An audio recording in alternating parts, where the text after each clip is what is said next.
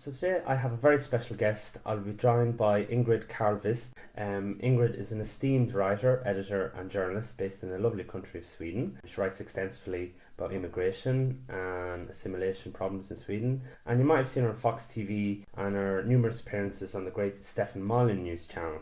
So welcome, Ingrid. Thanks for joining me today. I really appreciate it. Thank you so much, Rob. Happy to be here. So Ingrid is going to give me the lowdown on what's happening politically, socially, culturally within Sweden. That canary in the coal mine, as a certain Irish YouTuber I follow likes to say. I think we can learn a lot from Sweden, as I feel Ireland in many ways is quite similar politically, and we're on the same path to progressive totalitarianism, I guess you could say. Although a few years to catch up to the level of Sweden perhaps, but we're moving there fast. So hopefully today, Ingrid, you will share perhaps some of the warning signs we might or should look out for in the future based on the experiences of your country. Yeah. But we'll start with a positive, I guess. So Ingrid, I've never visited Sweden or any Nordic countries for that matter. What is the image that Sweden likes to project to the visitor? I mean, is it all IKEA, cheesy pop music, and good looking blondes? Is it, or what's the image? What's the image the country likes to sell to the world? Well, we like to sell the beautiful nature we have. You know, Sweden is quite a big country. There are not so many people living here, around 10 million, but it's a very big country. So I live in the southern part of Sweden, and here's very lovely, you know, not mountains and so on, but very nice landscape like this, very green and very productive in farming and so on. And then you can go all the way up to the north where you can see the midnight sun and all the mountains and so on, go hiking there. So we have a lot to offer, and we used to be such a safe country. I mean, it is a shock, I think, to many Swedes that now there are countries that actually warn people from going to Sweden. Okay. Not all the time, but, you know, after we had the terror attack in Stockholm and so on. And there are a lot of rapes going on. We used to be... If there was a rape or a murder in Sweden when I was young, when I grew up, you know, the newspapers, they would write about one murder for months because it was so rare. And nowadays, I don't even read all the articles. I just see, okay, there is another murder in Stockholm. Okay, there is another gang shooting in Malmö. Okay, there is a new explosion in Malmö. And it's just, you're fed up with it, and it makes me very angry because I miss my country. You know, I call my country Absurdistan. It's not Sweden anymore. And I even wrote a book called From Sweden to Absurdistan, where I tell the story about what happened. Why did this happen? And I hope I can have it translated into English this year. Okay. But it's very hard to find someone who can translate, so I think I'll have to do it myself. But I think that many Swedes have been sleeping for decades because all the foreign people that came to Sweden, they all lived in suburbs, in vulnerable areas, we call them now, because there's so many drugs and killings and honor killings and so on going on. But most Swedes never encountered with them. I mean, it was very rare. Swedes lived in their cities, small cities, villages and so on, and the foreigners lived outside the big cities, Stockholm, Gothenburg, Malmö. But what happened in 2015, you know, when we had the migrant crisis, there were 163,000 people coming in 1 year seeking asylum. And so they were sleeping in the streets. They were sleeping in migration centers. They were all over the place. And we didn't have, you know, houses for them and so on. So then the government decided that all the municipalities in Sweden had to take refugees or asylum seekers because they are not refugees. We know that, of course. Most of them are economic migrants. So we used to have this, that the state could not tell municipalities to do certain things because they have their own self-decision. Self-determination, thank you. But they made this law, so there were no municipalities who could say, no, we don't have place, we don't have houses, we have no money. They had to take them in. Okay, so And they're spread out all over the country, they're even spread out small all villages over the country and now. Yeah, yeah. even small Okay, villages. so And what happened? Yeah. it's a bit similar to what they're currently doing in Ireland. That's what they're doing with the refugees or the economic migrants, I guess you could say. They're all everywhere, and it's like villages with like three or 400 people and getting like 100 refugees. I mean, it's totally off kilter, you know. So anyway, sorry. Yeah, and so then the municipalities complained, of course, because they couldn't afford it. So the government decided that for 2 years they were going to have extra money from the state. And now those 2 years have just gone out. Mm-hmm. And so now we have a lot of municipalities in Sweden who face bankruptcy. Okay. They are, sounding the alarm. Municipality after municipality, they say we will go bankrupt. We don't know what to do, and nobody knows how this will end. So that's one problem, but the other problem is that now the Swedes, they have finally, woken up and they see what is happening. You just have to go downtown or into the city center and you see all Muslims all over the place. There are women with a hijab and men in pajama and no blonde Swedes anymore because they're at work. Okay, so is it okay, we know the cities are always have crime, but maybe a regular sized town in Sweden, is it safe at night for example for a young woman to walk down on a No, it's not. I live in Helsingborg. We have around 130 or 40,000 people, and it used to be so nice. It's still a very beautiful city, but it's becoming more and more like Malmö, where I used to live. And there are shootings and killings. In my town was the Jewish woman who was stabbed a few weeks ago. The police now say that it was a person. He's Muslim, but they say it has nothing to do with Jew hatred because he's a psycho. He was in and out of a psychiatric ward for many years. It could be, but it could also be that it was something to do with Jew hatred. They just don't want us to know that. They play down all these things. It's not a terror attack. It was someone who was crazy. He heard voices in his head. There was one Muslim in Lund, another small city, and he took his car and he tried to kill people, and they said that no, it was not because he's a Muslim, it was a terror attack. He heard voices in his head. Well, maybe it was the voice of Allah. Well, it's again the similarities in Ireland.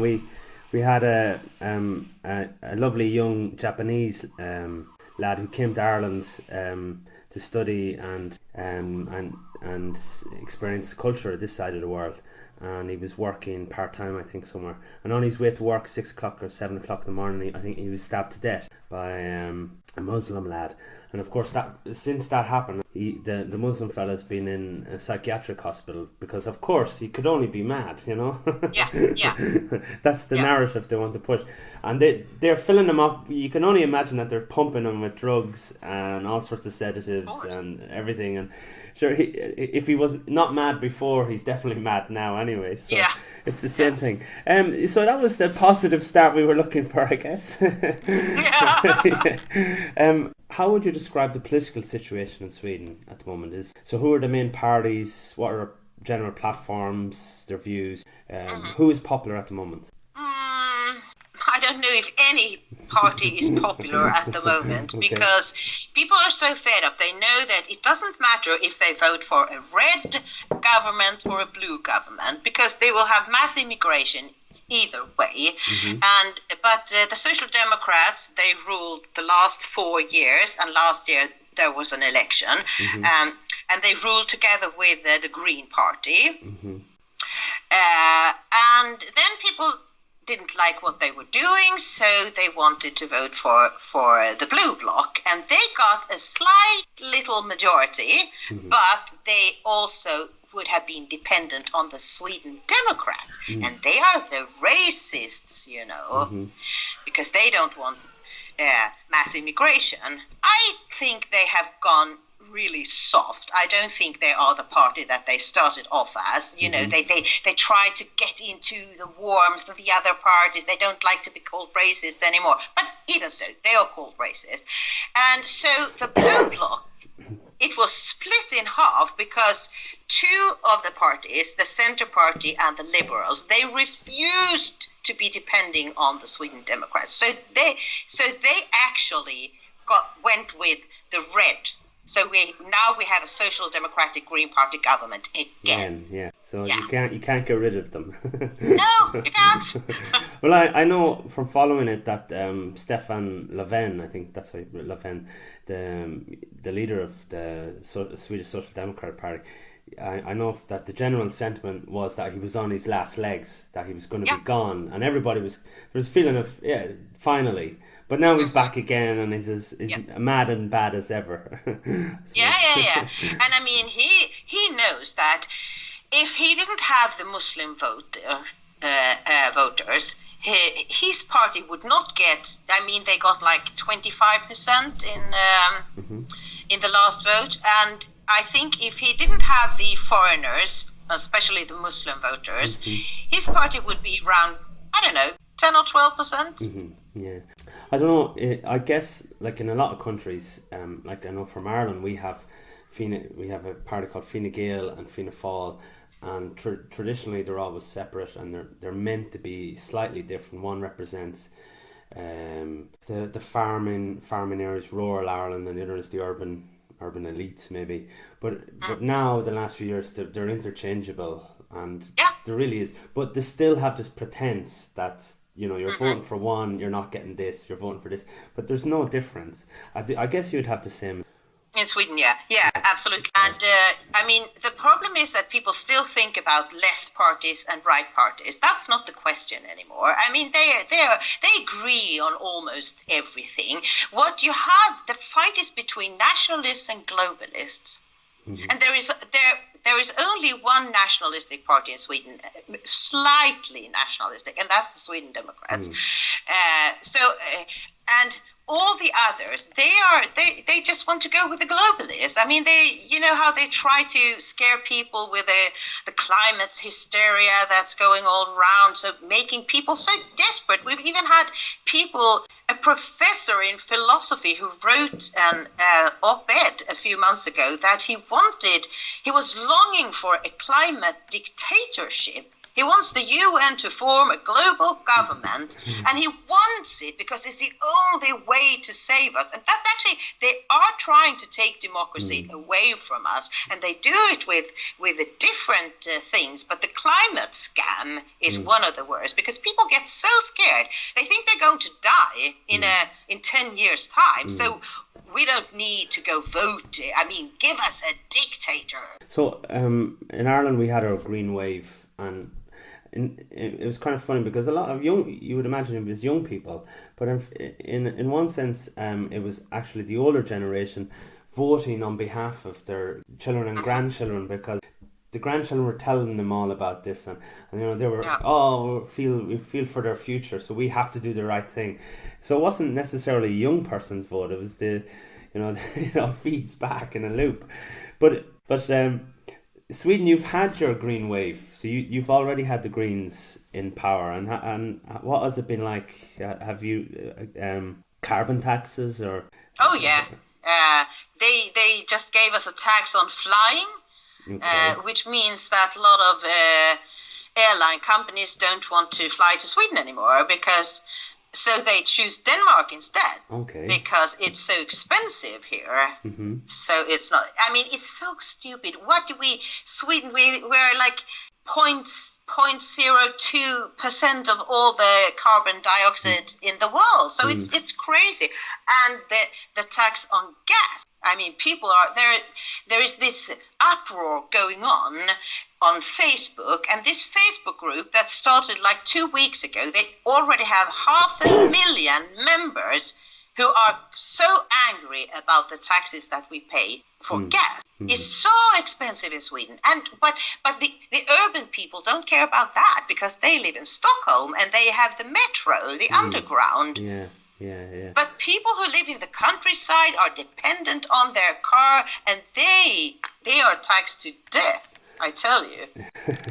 And the Greens, people think but they are nice and they want to do good things. They want to save the world. They're not. They are communists. They are old-fashioned communists, and they are willing to say and lie anything just to get into power and to make our lives miserable. That's my point of view. Well, it's not. It's a general held point of view, because when you look at the history of the Green Party in Germany, isn't that what they said, that they were like watermelon, red in the inside, green in the outside, Yeah. So, with the recent European elections, who got the most seats, or in Ireland they're still counting? We're a bit slow in Ireland. Yeah, they just finished the counting here just a few hours ago, so you're not so slow. Well, I think we're going on for another week. So what's the makeup of the European representation? Yeah, we have 20 seats in the European Parliament. So it's not a lot to fuss about, but the Social Democrats, they got 23%, they're the biggest party. And then the moderate party, the Conservatives, they got like 16, nearly 17. And then the Sweden Democrats had 15%. Okay. And the Green Party had 11.5%, and you might think that's good, but it's actually very bad, because last election they had over 15%. They had 4 seats in Brussels, and now they only have 2. Okay. So the Swedes are not very keen on the Greens anymore, because they have been propagating for more and more immigration. Yeah, well, it's interesting because as you said, Sweden have had the Greens for a while now in power, and the way Ireland is heading with the two parties, but the Greens did very well in the local and European elections, and they could actually hold the balance of power when we do have an election, and they just can't wait to get in. And I mean, they're talking about the leader of the Green Party here. He said every house in the country will have to have solar panels. Every house in Ireland, Even though if you're living in the countryside, we have our own fuel, turf from a bog. You can use it to heat your house in the winter. You can literally go out and get it, but no, we have to solar powered in Ireland when it rains. You know how often it rains in Ireland. It's so stupid. And it's going to cost like 5 billion, 6 billion. You know, it's just money from the heaven. You know. Yeah. So socialism, or the democratic socialism, as Bernie likes to say, or as Vladimir Lenin said, you know, socialism is communism. It's all the same, really. So Sweden was always thought of as a socialist utopia. I know when people mention socialism, they'd always direct you away from China or Cuba or Venezuela, and that present Sweden as the real face of socialism. So what is it with Swedish people that it's always seen to embrace socialism? Is there something in the national psyche, or? No, I don't think so, because I think that Swedes, we never saw ourselves as a socialist country. I mean, the Social Democrats their ideology was sort of socialism, but they were they always told that we are Democrats first and foremost, and they didn't talk about Marx. They didn't talk about grabbing the companies from the capitalists. I would say that the old-fashioned Swedish Social Democratic Party was a national socialist party. Also, it sounds strange, but I mean that not that they were like the Nazis, but they were nationalists. I mean, we had the old social democratic leaders that every time he held a speech, he always finished off with "Varen svenske," that means be Swedish. And it was something very great to be Swedish. We were thought of and we were polite, honest, and we formed this high-trust society. The Scandinavian countries are the most high-trust societies in the world. And I think that is because you could rely on people being honest. And so now I think this will fall very quickly, because nowadays, and we also used to be the most homogeneous country in the world. there were only Swedes in Sweden, and maybe the odd Irishman, or and Danes and Norwegians, of course. But now 30% of the population have some kind of foreign background. 30%. And this has happened in 40 years. It's a huge change. And as I write in my book, no politician has the permission to change his country totally in one generation. You're not allowed to do that. Even if you had told the people that they could vote about it, which they never did, but even if the people voted to change their country totally in one generation, as a politician, you don't have the right to do it. You must say, no, this is a bad thing. We need to go step by step. And why would we like to change a country that was so good? We're one of the most, prosperous richest countries in the world. So they decided to destroy it. Okay, so that's interesting. That's very well put. So it was, as you said, it was more. I mean, it was socialism, but because, as you said, it was a homogenous country, it could work. But then external influences has totally changed it. Yeah. So rather than changing, because people, we always had to pay much in taxes, but as long as it was a Swedish society, people were okay. I know my neighbor; he's a bit sick and he can't work as much as I do, so okay. And since most people were honest, they didn't cheat the social welfare system. So, but then you bring in people and you say it's racist to say that those people might not be as honest as we are. That's racist. So you have to do right by everyone. You can't be suspicious about other people. So they see this and they take advantage. You believe me. Now we have so many scandals with people, cheating off millions and millions and millions from the system. And then they just say, oh, we didn't realize, we didn't have any we didn't have any ways to check on people. Yeah, that's interesting. So I didn't know. So basically, it's the goodness of the Swedish people themselves, rather than calling it socialism, putting it into brackets as socialism. It's basically the kindness of the Swedish people originally. So let's go in for the kill then and talk a little bit about immigration, though you've already touched about it straight off the blocks.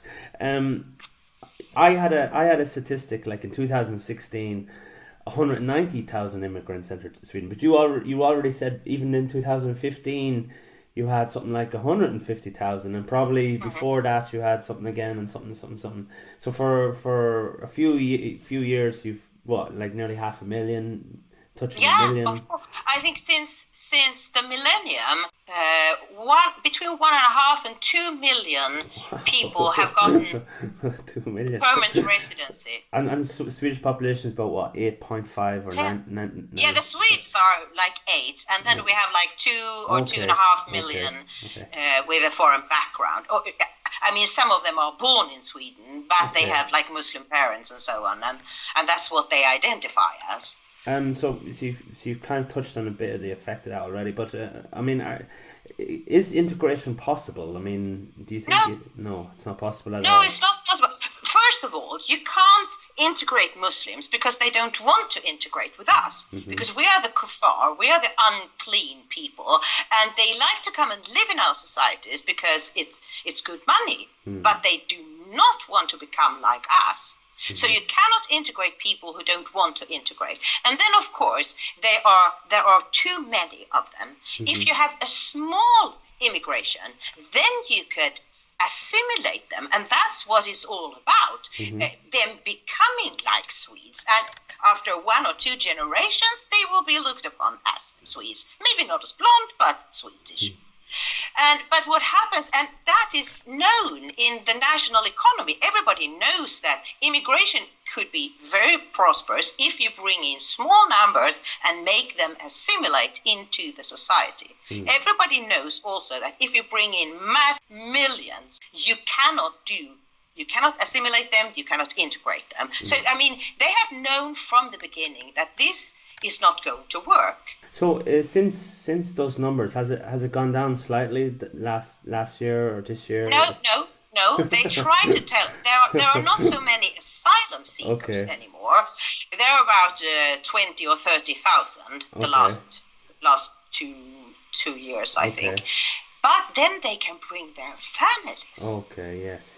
So there are more than 100,000 new residences every year. Okay, so it's just the the same. But the newspapers, they only write about how many asylum seekers. Okay, very interesting, yeah. So and they claim, the Swedish government claim that we have the lowest immigration. Now we're at the minimum level in the EU. It's bullshit. Yeah. It's statistics. They try to fool people. But, I mean, we give out 4 times as many permanent residences as all the other Scandinavian countries, the Nordic countries combined, 4 times as many.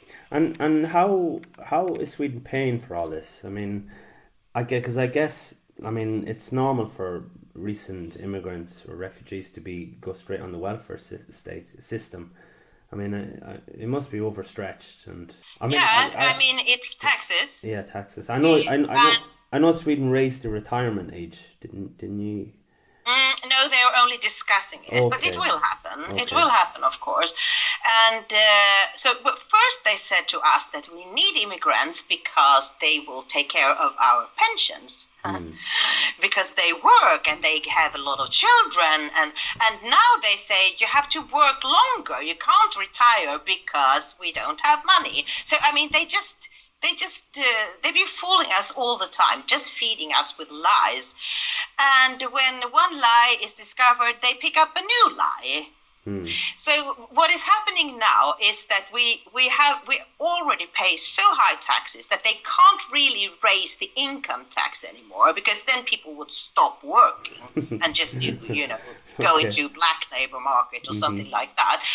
What they do is that they cut down on everything. We used to have such good health care. Now people are dying waiting to be treated for their cancer, for example. And old people's houses, they are treated so badly. I see pictures every day on Twitter on what food they get. It's horrible. It's absolutely horrible. There's no nourishment at all in that food.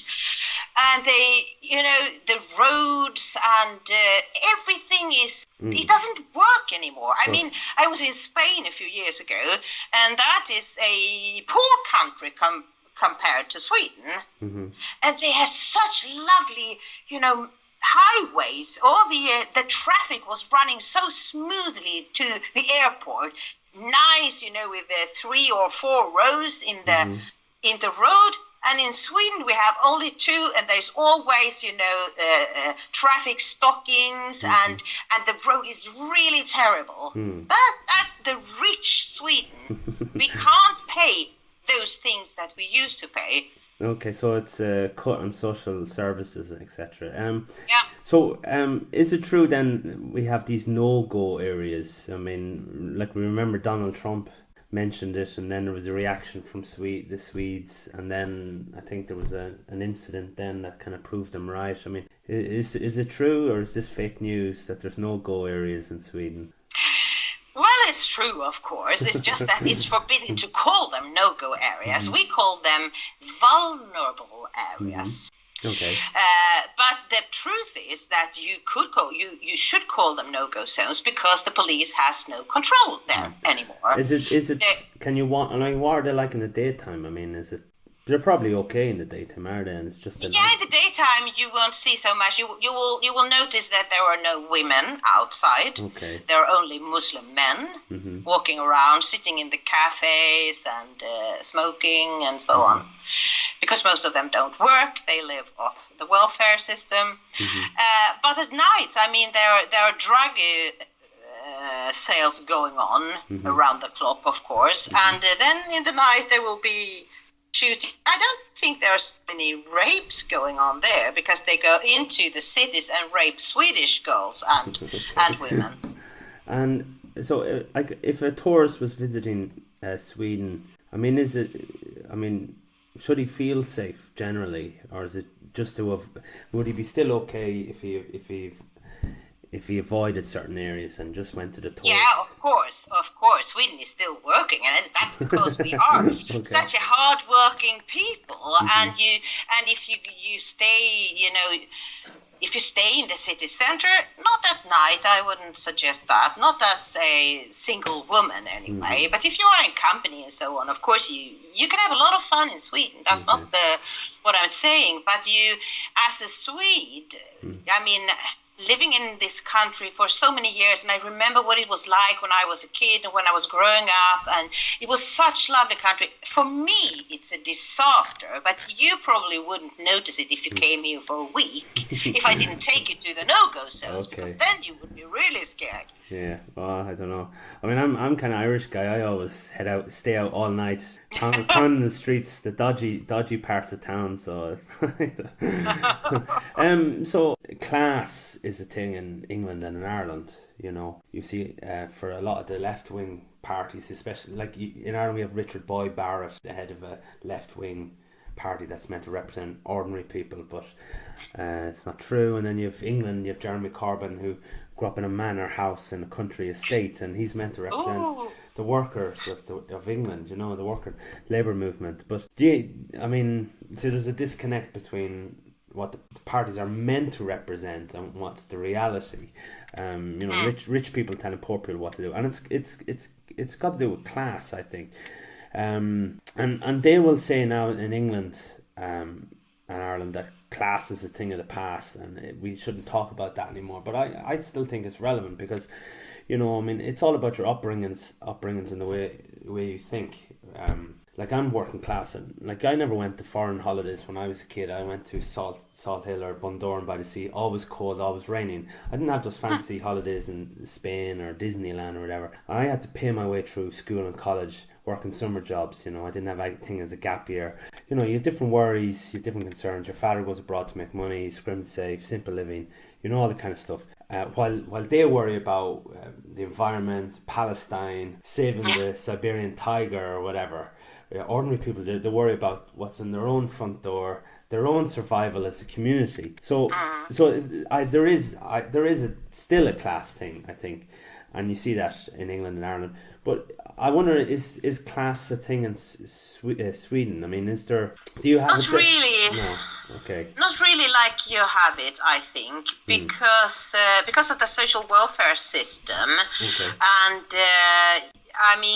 I don't think there are many people who see themselves as part of a working class. I mean, they obviously work as in factories and so on, but even they have quite good salaries, and they can afford to go abroad and go to Thailand and so on. The really lower class that we have now is the immigrants. Okay. Yeah, but that's just what they make in money. They make a lot of money in different ways. Okay.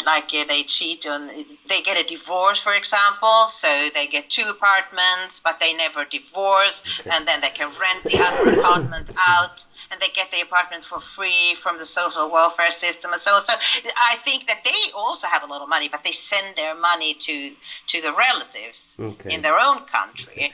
But I don't think that it's not like when I saw Tommy Robinson in his campaign tried to get to Brussels, which he didn't do, and but he was talking to people who he said, I have never voted, I'm working class and you are working class, have you ever voted? No, people had never voted in their lives. That's not in Sweden. I mean, it's not a class question. I mean, people really go voting. I think not in this election, that was only 52% who voted, but normally in a parliament election there would be between 80 and 90% voting. Okay, so and that's interesting then. So then basically in Sweden you could have a guy that works in a factory would generally have the same kind of mindset maybe as someone in an office, or okay. But I think that the big difference is that those people, the working class people, if we call them like that, they used to always vote for the Social Democrats, but now they are voting for the Sweden Democrats. Okay, so because they are nationalists. They don't have to think about it because they love their country, they know they're Swedish, and they know what Sweden should be like. So they don't want these globalist policies that the Social Democrats and the Conservatives and the left and all of them. Okay, that's interesting. So Sweden, if Sweden is the perfect socialist country, it's a classless society. More or less. Yeah. Okay. Just a quick question on Julian Assange. Could you just remind us why he was in trouble in Sweden? What did he get up to in Sweden? It's such an interesting story. It all started in 2010 when Julian Assange was at the top of his fame, and he came to Sweden a couple of times because he was planning to have his headquarters in Sweden because we have this great freedom of speech laws and so on, freedom of the press. So he thought it would be a great country to have the WikiLeaks head office. Okay. And he was like a rock star. A lot of Swedish ladies wanted to see him and be in his presence, and so he stayed here for a couple of weeks, and he, as far as we know anyway, he had sex with 2 different women. And when they found out about each other, they were so angry, so they went to the police with a strange story that since his condom had broken, maybe he had an HIV infection, and they wanted the police to force him to go and leave a test, an HIV test. That's what it was all about from the beginning. And then it changed into rape. Okay. And then they jailed him for a few days, and then he was let out. And the first prosecutor said, "This is nonsense." So she just, skipped it. And then there came another prosecutor, and she said, "No, this is a big crime." And then he had already left Sweden because he didn't have any restrictions. And then they started all this as saying it was rape. And then he said, "I will not go back to Sweden because I believe that you will extradite me, or let me go to the United States." Yeah. So it's a kind of it's a bit of a setup, really. It's not. Yeah.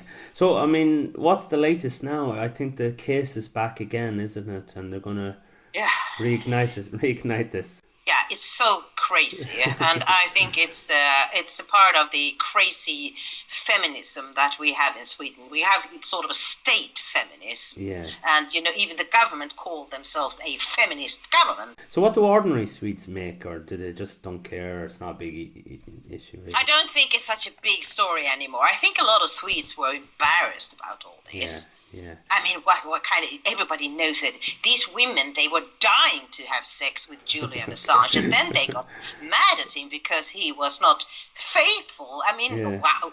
But is there a question with the way that rape is categorized in Sweden? Correct me if I'm wrong, but it's I don't know. It's like is it quite like you could have sex with a woman and then she gets up the next day, and if she wasn't happy with her performance, it's really it has become like that because but that is only since a year. So what is that? What exactly is? Well, it's like you have, rape is when you have sex with someone who hadn't said okay to it.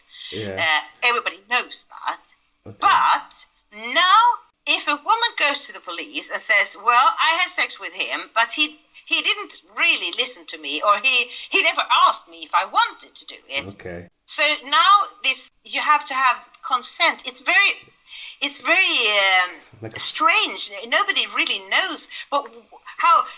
If you want to have sex with someone, do you need a form to fill in? This is okay. You can do this, but not that. I mean, they really don't want Swedes to have sex anymore. Yeah, it's a bit of a passion. But that's not the problem. That is not. I mean, this kind of rapes. Maybe it's a handful a year, but we have 8,000 reported rapes every year, and that is only the tip of the iceberg, because then you have the studies where people tell, did anyone rape you, but you didn't go to the police, for example. Then there are so many more rapes going on, and most of the rapes are committed by someone the woman didn't know. It's like assault rapes and gang rapes. So this is a minor problem, but my guess, I think they are really devious, because the government and the authorities, they know that foreign men, especially Muslim men, are very overrepresented in these statistics. So first of all, they refuse to do any studies about it. They refuse to tell us the truth about the statistics. And two, they came up with this law so that they could sentence more Swedish men to balance the statistics. That's what I think. Very good. Yeah, I didn't think of that one there. Well, that brings me on to my next topic nicely. It was the Swedish media and the way to report crime in the papers. Like it's kind of, I see like scouring at the statistics, it's forbidden to keep stats on the nature of the perpetrator or the religion and race, I guess. So if you're reading the newspaper of a crime, you know, you kind of have to read between the lines and use your logic, maybe. I guess that's the way it is in Sweden, yeah? Yeah, it's actually like that. And if the mainstream media ever brings the name and the picture of someone, a murderer or a rapist, you can be sure it's a Swedish guy. Okay. And all the ones that are pixelated, they are so you can just do the math. And people know that these days. But there are still some older Swedes who actually, I bumped into someone a year ago or so, and he said, it's how horrible how Swedish men, they are raping so much. What happened? And I looked at him and said, it's not a Swedish man. What are you saying? Are you racist? No, I'm just telling you the truth. And you know, I used to work in the mainstream media for 30 years until 2011. And then I quit because I became a journalist because I wanted to tell the truth. And when I saw that that is absolutely not what they're doing anymore, I mean, they decide even the headlines before the reporter gets the story and starts, trying to find out things. And they just lie. They lie and lie and lie. And I said, no, I'm not going to do this. So since then, I've been very poor working for alternative media outlets, but I'm happy. I can see myself in the mirror every morning. Exactly. Your conscience is clear and your heart is getting stronger, and that's it. You know, as you said, like, I mean, that's the difference. You know, like, they might have the money, but they don't have the morals, and that slowly eats away at them, I think. So like we've slowly getting to see this in Ireland, because we have a bit of a crime wave in parts of Dublin. We have a gang. You know, a gang of young people terrorising different parts. They travel in groups of 20, 30, 40, get on the trains, go from one area to the other, and usually nice suburbs, and they do a bit of thievery and looting and beat up young lads for their mobile phones and so. And you know, I mean, the police always say, well, we want the public for help and we're looking for a teenager, but they never describe what kind of teenager they're looking for. It's obvious. And there was a case recently, a young Muslim kid was stabbed to death recently, and it's funny, they immediately said, this was not a racist attack. Okay, well, why would they say that? So obviously you have to use your own logic. If it was a white kid that stabbed a Muslim kid, that would be a racist attack. So obviously it was a black kid that stabbed him. So of course black kids cannot be a racist attack. You know, a black kid from Nigeria could not stab a Muslim kid with maybe Pakistan or Syrian roots. Of course, they'd love each other normally, they'd get on well, but they could not hate each other. That was not possible. So the point is, the way to report the stories, you know, it's the same thing happening here. And I think the way it's going is that it'll get out of hand and they just won't report the news then. I mean, do they do that in Sweden then? They just give up in some of these rape cases. I mean, we've seen that in Rotherham in England. They just refuse to report it. So you don't know what's happening. Yeah, and maybe they report there was a rape in Stockholm last night, and so on. But they never do the big stories anymore. You know, why is this happening? How many rapes are reported every year? Actually, last year, two major Swedish newspapers did that, and they actually also wrote that it was mostly men from outside of Europe. But that's just, they do it once every 10 years so that they can say, oh, we do write that truth, we are not biased in any way. But I think that there is another reason why they sometimes do these real stories, because the audience, they don't pay for them anymore. I mean, people don't buy the newspapers anymore. They don't subscribe to newspapers. They don't watch the Swedish television. So I mean, we used to pay for the Swedish television with a license, and then they found out that people refused to pay the license. So then they put it on the tax. Okay, yeah. They probably do that now. And it's the same with the newspapers. I mean, most of them, they used to make a lot of money, and just the small newspapers had, some money from the state to, because the freedom of the press is very important, and we want, 1,000 flowers and newspapers of different political opinion and so on.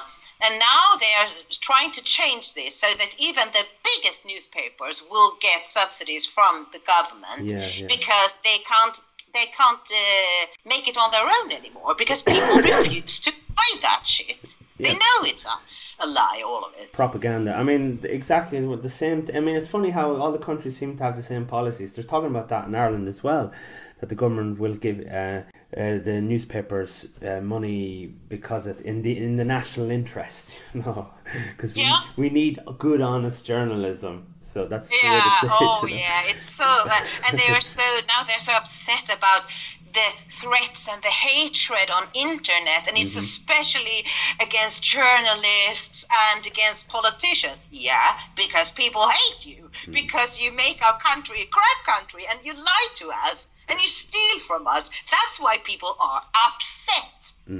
So it used to be called contempt. You have a contempt for politicians, but nowadays it's a threat. So in Sweden now they plan a new law that if you say something bad on internet to a politician, you could be sentenced to a harsher punishment because he's a politician. Okay. So they're really putting themselves up here. It's like the old nobilities. You kind of have to talk in double speak. Then you'll have to use code words to talk about certain politicians. In Ireland we have like a wife beater to represent some famous politician, and just with the Social Democrats, I guess they're always demonized in the media. They're always called fascists or whatever. I don't know much about them, but who are the kind of people that would support them? What kind of support? Well, the Sweden Democrats, they are big in with the working class, people who live in the countryside, who have a natural connection to the country, because they have been living in that same area for generations, and the intellectual people, they cannot vote for the Sweden Democrats because they are like farmers. Gammon. They are. I mean, they don't think that they are intelligent enough, and so on. Yeah. And Deplorable. so that's their main normal people. Normal people who are not trying to turn everything upside down to find a positive thing with the mass immigration and multiculturalism. People who see, they use their eyes and they see and they hear and they notice what's happening, and they say, this is not Sweden. We want Sweden back. Can you please send these people back home? But the Sweden Democrats don't say that. They used to say that. But now, when they have become such a big party and they have the power, they can almost smell the power. I mean, since I told you that there was a split in the blue bloc, so the two parties that are not supporting the government, the Conservatives and the Christian Democrats, the Sweden Democrats want to form a conservative bloc with them. And the Christian Democrats, they said, maybe sometime we will think about it. And the Conservatives said, no, but that's what they... So now they don't talk about these things anymore because they want to be partners to these other parties. Well, I mean, how many governments in Europe call themselves conservative and they're not anything but conservative? Or even, I'm still amazed that you have parties in Germany and Central Europe called Christian Democrats. I mean, where's the Christianity? And No. like, I don't, it's silly. So that, again, that brings me on to my next question perfectly. I was looking for cohesion and unity, national unity. I mean, like many things unite a country: nationalism, religion, your history, set of beliefs, I guess. So, like, for example, like, is Sweden a godless state? Yeah. Is there anything religious in Sweden, or? No, I'm sad to say that Sweden is a very secularized country, and it means that not many people, they don't even consider themselves Christians. I mean, maybe if you ask them, they like to get married in the church and they like to baptize their children, but they have no relation with God. Christianity doesn't mean anything to them anymore, and I think that is part of the problem that we have. Would be interesting to hear what you say about Ireland, because you are very much more religious. You are more Christian. Well, Or you used to be. Because what I think has happened in Sweden, that's why we are the perfect country to change like they did. I think sometimes it was an experiment. Let's take the most homogeneous country, the most high-trust country in Europe, and see what will happen if we turn it upside down, just fill it with Muslims and people from all over the world. So, but what happens, I believe, I'm not really a Christian myself. I would like to become one, but I don't know how to do it. I don't know. I have no relation to God.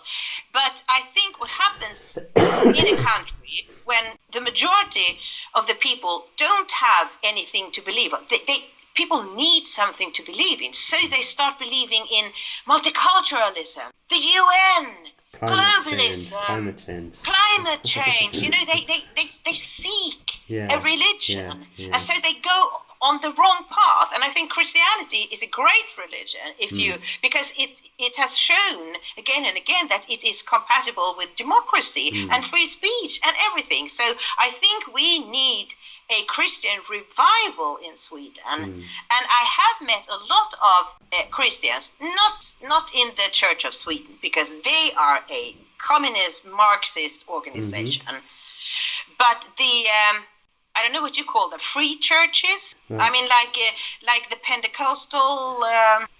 Just evangelical,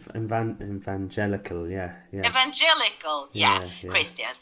They have started to, a lot of them started to listening to my podcast, and they want to meet with me, because I think there is it could happen that nationalists and Christians, if we come together and learn from each other, if we nationalists could become a bit more Christian, and the Christians could become a bit more brave and nationalistic, then things could start happening. So I'm actually, that's what I want. Yeah, well, that's good. Yeah, I mean, I think I agree with that. I mean, yeah, I'm starting to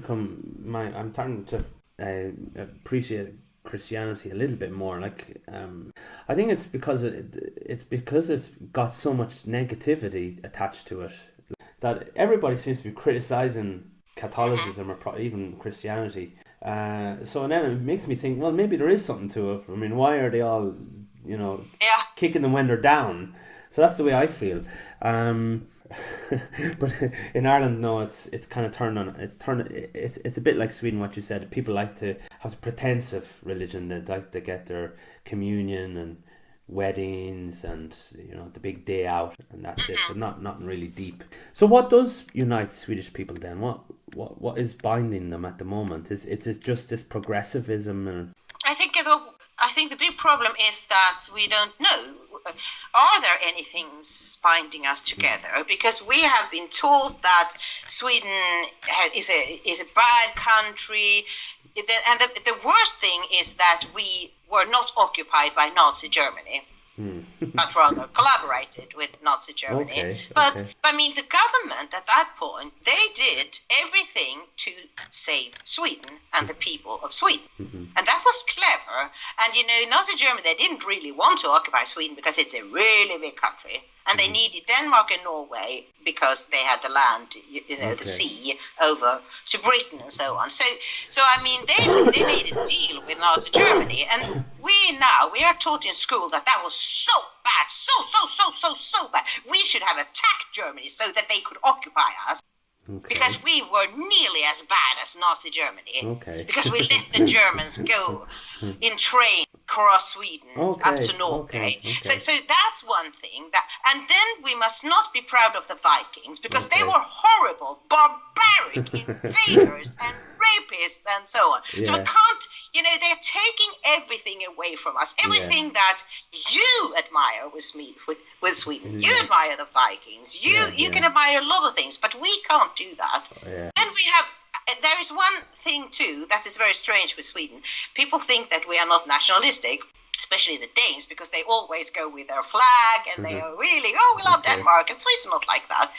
And they said, you're not nationalistic. And I really thought about that. And then I realized we have a Titanic nationalism. Okay. We know we are the best country in the world. Mm-hmm. Yeah. And when you're the best, you must not brag. Yeah. And we are like the Titanic. People are still the healthcare system is really bad now in Sweden. Yeah. But people still think that it's one of the best in the world. Yeah. So they don't see that Titanic is going to hit that iceberg because it's Sweden. Nothing can happen. Nothing bad can happen in Sweden. Well, and that's the problem. Well, we have it in Ireland. It's like, for all the problems we have in the country, we're great fun, you know. You go to like if you have a party and the Irishman is arriving, you know it's going to be a good party. So I know. I've been to Dublin. Yeah, that kind of gives us a sense of we're the best in the world because, and that, you know, I mean, everybody loves us, nobody hates us, you know. So it's the same, but it's the same with they don't even teach history now. History used to be compulsory subject in Irish schools, and I think it's not compulsory anymore. And they do that on purpose because, like, I mean, you say the Vikings are great, but we used to always fight the Vikings in Ireland. But maybe the Danish ones. I don't know if the Swedish ones came to Ireland. No, the Swedish Vikings mostly went to Russia. But I mean, since I am from Skåne, the southern part of Sweden, we used to be Denmark, so I'm guilty. Okay. But I know that a lot of, maybe not Irish, but English people, they go to have this DNA test, you know, and they're very proud if they have a Viking heritage. Yeah. Well, you know, Dublin is a Viking city, and a lot of towns and cities in Ireland. I think Limerick maybe as well. I'm not sure, but so they don't teach history. Or history is glossed over. You know, like they don't want to teach Egypt and the pyramids, the glories of the EU, civil rights in America or something. But and then World War II. Yeah. I mean, most of it is about World War II. Or the Holocaust, you know. Yeah, the Holocaust. We won't go there. But is there any connections to past with your Nordic gods, and is there like? Yeah, actually, I have been. I'm still in one of these the Also True Folk Assembly that actually is from the United States. Mm-hmm. Okay. I don't know if they have Scandinavian background, these people, but and I have been to, what do you call them in English, Blut, when you sacrifice, like mead, you pour some mead onto the ground. Yeah, anyway, that's an old tradition. Okay. We don't know so much about how they celebrated different things because they didn't write it down, only the runes, and they are very poorly. They're not like books, they're just stones, you know. And I really wanted, and I still think it's very interesting because it's part of our history, and I felt sometimes when I went to this place that it was magic. You could hear the history around you, and my forefathers, they stood here like 1,000 years ago, and now again. But I think it's not what we need when you speak of religion, because it's not a religion that works today, because it's not, you know, the magic, the Nordic gods, they are more like superheroes. Okay. They are not like a mystery god with his son and so on. They are like, you should try to be wise as Odin and brave as Thor and don't be as devious as Loki is and so on. So I think they are wonderful stories and they are part of our history, but I don't think that it will ever become a religion that many people want. No, but does it stir something in people? Does it, like when you're visiting maybe an old site, historic site or something? Do you feel the hairs in the back of the neck? Do you? Mm-hmm, you probably do. You probably do. But would young people do? No, because I don't think they ever.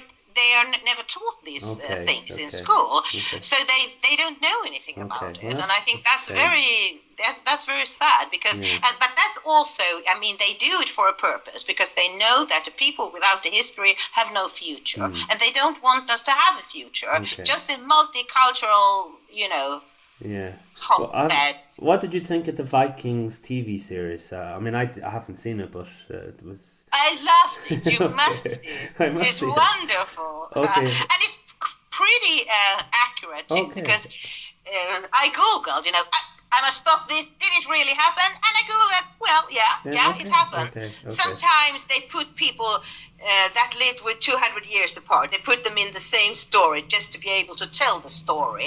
But that's okay. Poetic license and all that.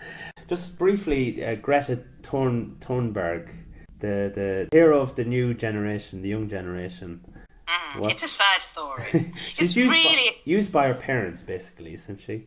Yeah, of course. Yeah. And I mean, it's a sad story because Greta Thunberg, we can call her in English, she has severe Asperger syndrome, autistic. She had this self-chosen mutism for many years. She didn't talk at all. And her younger sister also has these syndromes. Okay. So, and Greta's special interest is the climate. Okay. And when people with Asperger, they pick one special topic and they get totally consumed by it. And good parents, they try not to let the young person do that 24/7 because that's bad, because your brain doesn't develop in a good way if you just focus on that. These two parents, these PR parents, now she's talking because this is what she likes to talk about, and they have this PR agency behind her. This has not happened just out of the blue. No. It's arranged. They have a lot of money. They have important persons. I mean, suddenly Greta is speaking to the EU, to the UN, to the Pope. God damn it! It's absolutely crazy. And her mother wrote a book about the plights of Greta, and she writes, and there was a Danish journalist who wrote a review of this book the other day, and he said, I want to report this mother to the police because what she's doing is abuse. She's abusing and using her daughter. And the sad part is for Greta herself, because when this comes off, when nobody's interested in her anymore, what will happen to her? What will her life be like? And then it's also very sad for all the other young people, because young people, they think that they have solutions to everything. They think it's very easy, and they just do it, don't panic, do it now, and then we will solve all the problems. But that's why we don't have kids in governments, because their brains are not fully developed. And they don't understand these things, and the whole world is like, "Oh, Greta, she's a saint. She knows everything. Why are you so stupid?" Okay. I mean, it's just flash in the pan. I think it'll 2, 3, 4 years maybe. He's be just gone, won't it? So just then to finish off, what about the future? I mean, are people finally beginning to listen in Sweden? What do you hope to see, and what do you think will happen? What I hope to see, there is a new party. It started last year. It's called Alternative for Sweden, and they are like the Sweden Democrats used to be. Okay. They want 500,000 people to leave Sweden at once. Okay. Yeah, and they are very good. They talk about the globalists. They hate the globalists. They will never be corrupted like the other parties. And I really think they have a future. But Swedes are no, maybe they are too racist. And of course, the media have not written anything about them. Yeah. They will not appear in the newspapers or in the television or in radio.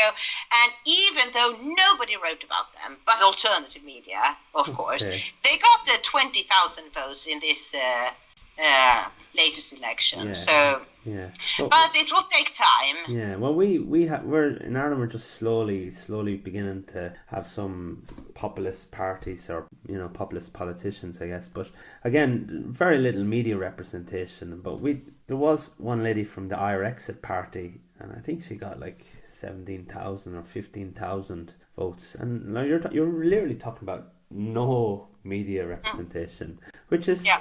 I mean, I actually feel positive about this latest elections in Ireland because, I mean, we got the same again. Ireland never changes, same shit every time. And now with a green wave sprinkling.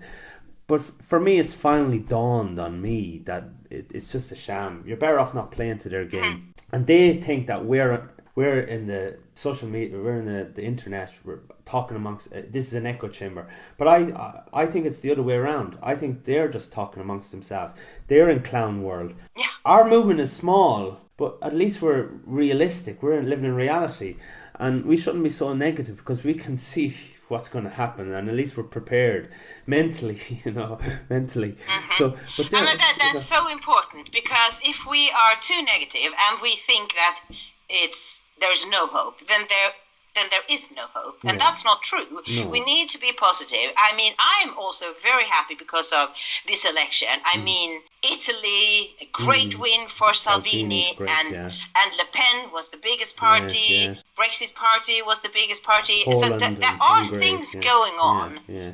And that's why France and all these countries, they hate what's going on in Poland and Hungary, because we in Sweden and Ireland and Britain and we can look at those countries and see, well, they don't have mass rapings like we do. They don't have murders every day. What is the difference? There are no immigration from the third world. So that's why they hate these countries and they need them to change. But they won't do it. So I am really positive now. I think that what happened in this election to Brussels was great, even though that Sweden didn't get any good representation. But I mean, there are so many other parties now, other countries that will show the way, and we will see a big nationalist movement all across Europe. Some will take the lead, like Italy and Hungary and Poland, and Sweden and Ireland will come. Well, we're always paddy last. We're always paddy last. But I mean, But as the thing is, like, they want the democracy. It's rigged. It's totally rigged. It's not a fair democratic process. When, for example, in a council, there could be 12 candidates for 4 seats, and 8 of those people going for 4 seats are parties with a huge political animal behind them, money, publicity, networks, 100-year-old network. That's that's rigged. If it was a true democracy, everybody would get equal time in front of the media to give their opinion, and you wouldn't have this swamping of parties for it. Should be spread out equally. To represent, and because half the people don't vote, half the people, and it's not because they always say that the working class are lazy, they don't want to work. No, they don't want to vote, but it's because they haven't been given a fair choice. That's why they don't vote. If you give working people a fair choice, they will come out and vote. But see, what they try and do is demonize them. And they always try and make democracy so boring and rigged, and it's their own little game. And they actually want to. What they're doing now is avoiding working class areas, avoiding working class people. We don't need them. We can still form a government with our own cronies, our own zombies. We don't actually need them anymore. And we have the new immigrants coming in to vote for us, so we don't need them anymore, because they don't vote anyway, because we're not giving them a choice. But as soon as someone, I think the way it is in Ireland, like if we had someone like Salvini or Victor, we only need one person, and those working class would rally around that person. We just need we just need the right person. We need a Michael Collins. I don't know. Michael Collins. We need someone like that. I don't know. It's probably similar in Sweden. I mean, what was because all the politicians, they are very grey, and I just want. I mean, the party leader of this new party that I talked about, Alternative for Sweden, Gustav Kasselstein, he's really good, but nobody knows about him existing. Yeah. So that's the problem. But the Finnish system is much more democratic than the Swedish system, because if you get all the names that you need to stand as a party for Parliament, then you get your name on the voting bill. There is just one voting bill. In Sweden, we have one for each party. Okay. And you have the party have to print them for their own money and bring them out to all the 6,000 places where you can vote. It's horrible. But in Denmark, if you get the names, it was 20,000 names this year. Okay. You get on the common vote, the ballot, and then in all debates, in television and radio, they have to invite the party leader. Well, that's true democracy. You can't have an election and not let the person speak to the people through tax funded media. So anyway, what is the percentage of an election? Like in Ireland, 49% turnout. Which was. In this latest election for Brussels, it was like 52. Yeah, so it's a rigged game. But in the parliament, the Swedish parliament, it's like 80-85%. Oh, that's quite high. Yeah. That's pretty high. That's what I told you. We don't have the non-voting working class in Sweden. Okay, well in Ireland for a normal election it could be 60%, which is pretty high as well, I think. But then again, you said 40%, But anyway, so Ingrid, if people want to follow you up online or on social media, how can they go about it? I know you have your website, Ingrid Carlqvist. I hope I'm pronouncing your surname right. Carlqvist. Okay, sorry. But that I don't publish anything there. It's just for contact and so on. I have my media outlet, but that's in Swedish. There are a few articles in English. I will send you the link because you won't understand when I say. And then you can follow me on Twitter, of course, and sometimes on Facebook when I'm not banned from Facebook. I will be back in a few days after my last 30 days of banning. And I'm also on MeWe and VK. Okay, excellent. I'll put all the links if I can. And do you have any exciting projects or anything major in the works in the next few months or weeks? No, to translate my book from Sweden to Absurdistan. I really want to do it, and maybe I will do another book about democracy and the threats against democracy. I've just started to write articles about that, and I think it could be a little book about that too. Okay, well, there's so much to write and talk about. Yeah. It could be one book every year at this stage. So I just appreciate you giving me your time today and for sharing your views and opinions with my audience, and I've not left to say but wish you a very nice summer and continue with the good work you're doing, and many thanks, Ingrid, for joining me today. Thank you so much, Rob. It was my pleasure.